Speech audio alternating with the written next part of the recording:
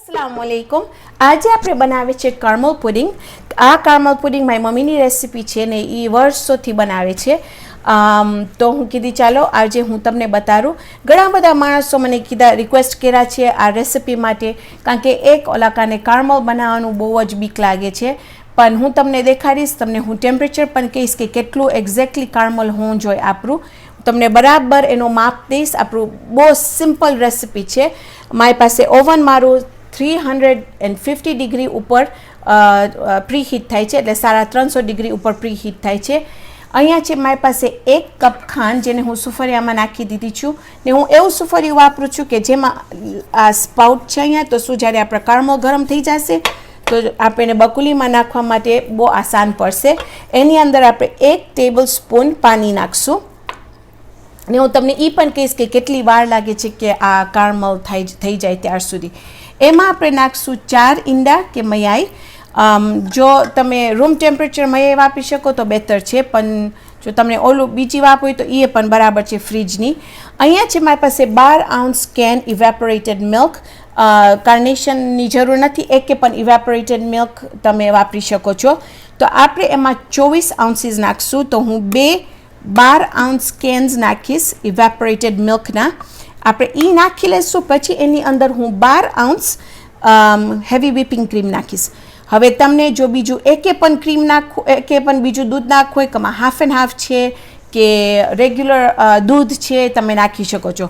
હું મે બી વર્ષમાં 1 કે 2 વખત આ પુડિંગ બનાવું છું, તો જ્યારે હું બનાવું તો મને થાય છે કે એકદમ સ્વાદવાળું, એકદમ ક્રીમી અને રિચ હોવું જોઈએ આ ડિઝર્ટ, તો એટલે હું હેવી whipping ક્રીમ વાપરું છું।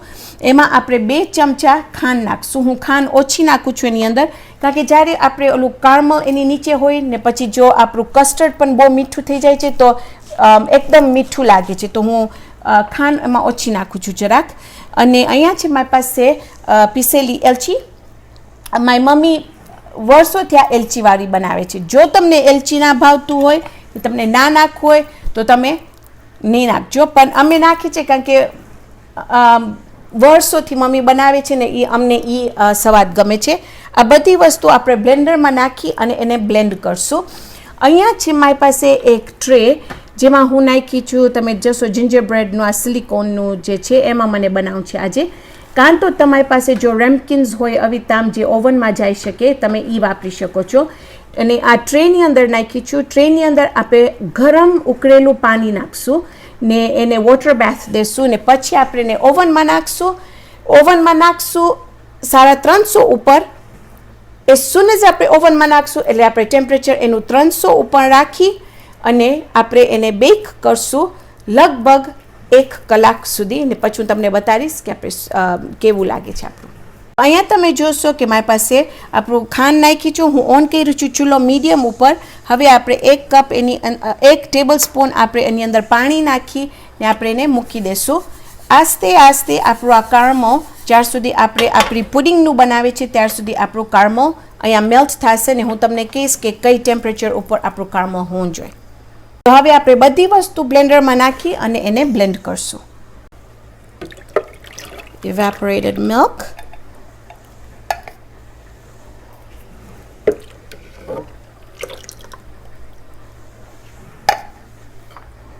sugar or khan,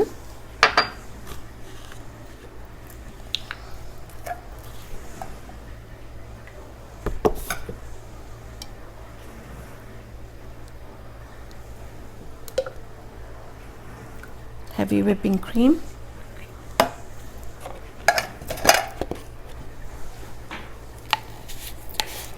elchi or cardamom,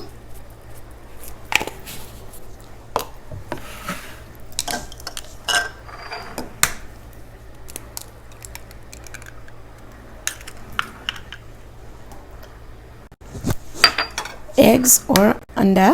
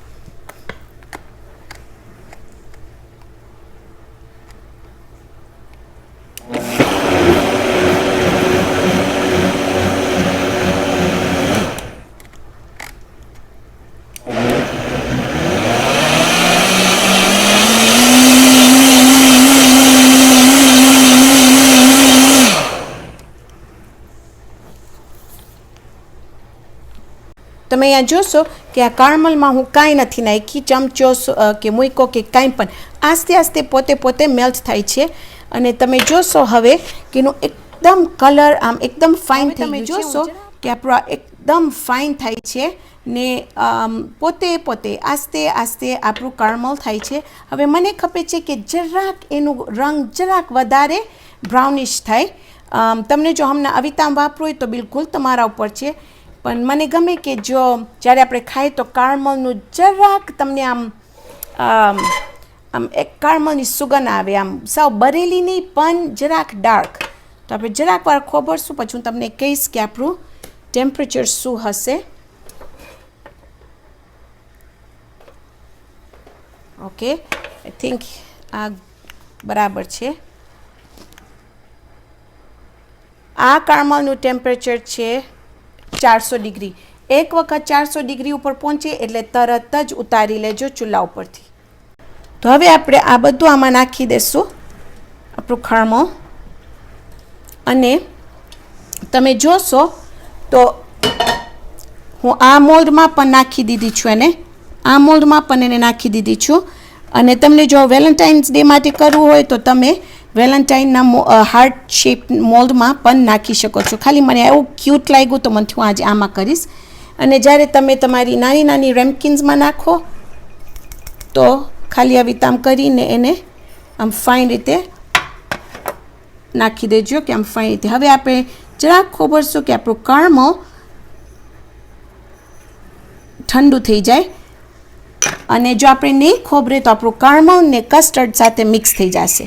તો એટલે બહુ ઇમ્પોર્ટન્ટ છે કે આપણે ખોબરે કે જરાક આપણું કારમલ ઠંડુ થઈ જાય. હવે જો તમને બહુ ફાસ્ટ કરવું હોય તો તમે ઠંડુ પાણી રાખજો સાઈડમાં અહીંયા, પછી એક વખત તમે આવી આમ કરીને તમારા ઠંડા પાણીમાં બેસાડી દેજો તો તરત જ જલ્દી સેટ થઈ જશે. પણ અહીંયા મોસમ બહુ ઠંડીનું છે હમણાં, તો આ જરાય વાર નહીં લાગે.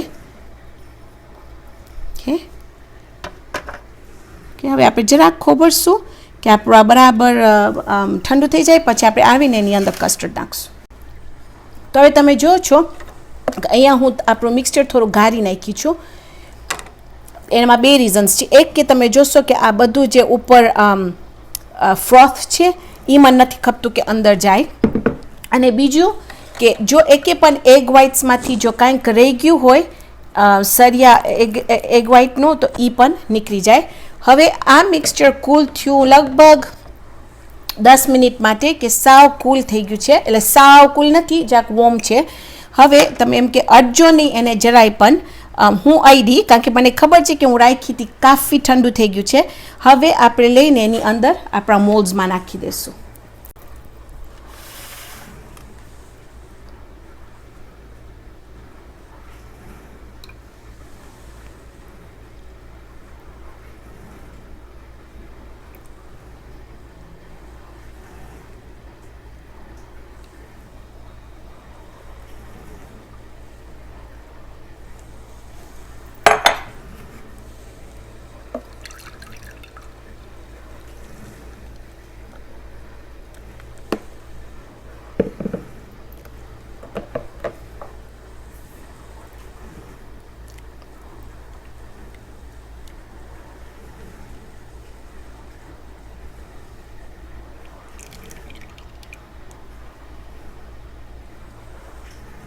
તો હવે તમે જોશો કે મારા બધા રેમ્કિન્સને હું ભરી નાખી છું. અને તમે જો આવી રીતે એક મોટું મોલ્ડ ના વાપરતા હો તો તમને લગભગ 8 ખપશે. ટોટલ તમારા 8 રેમ્કિન્સ થશે. જો તમે પાર્ટી માટે કે બનાવો હોય તો તમે ખબર પડે કે તમારા લગભગ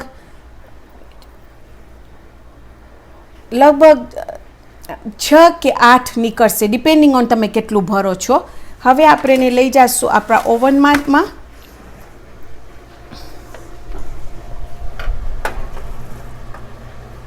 અને આની અંદર હવે હું ગરમ પાણી નાખીશ.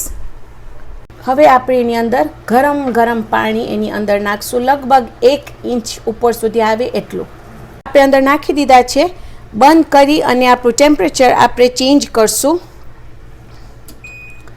350 થી આપણે હવે 300 ઉપર રાખી દઈશું એને.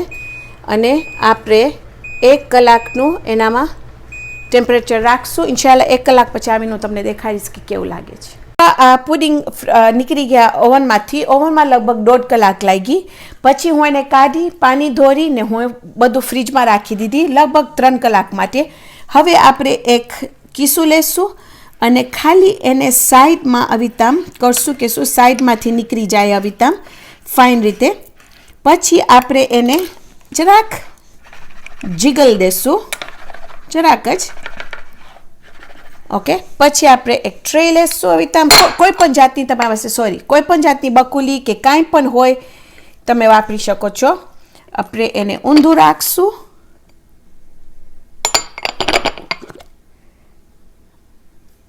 અને આપણી પુડિંગ ફાઇન રીતે બહાર નીકળશે. તો તમે જો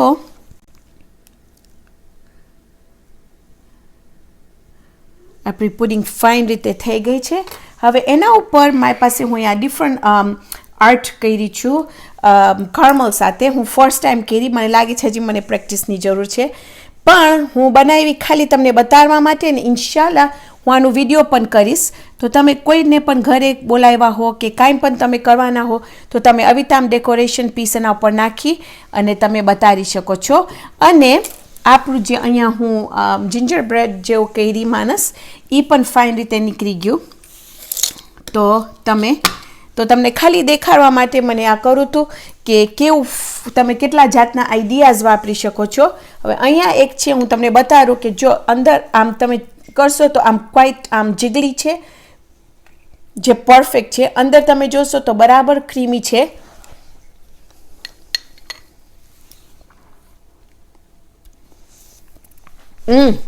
અને ખાવામાં એકદમ ક્રીમી, એકદમ સોફ્ટ, એકદમ rich, beautiful, just amazing taste of caramel. બહુ જ સ્વાદિષ્ટ થયું છે. તો ઇન્શાલ્લાહ આજે આપણે બનાવ્યા છે આપણી caramel પુડિંગ. ઇન્શાલ્લાહ આવતી વખતે આપણે બીજી જબરદસ્ત રેસિપી બનાવશું. તો ત્યાર સુધી ખુદા હાફિઝ.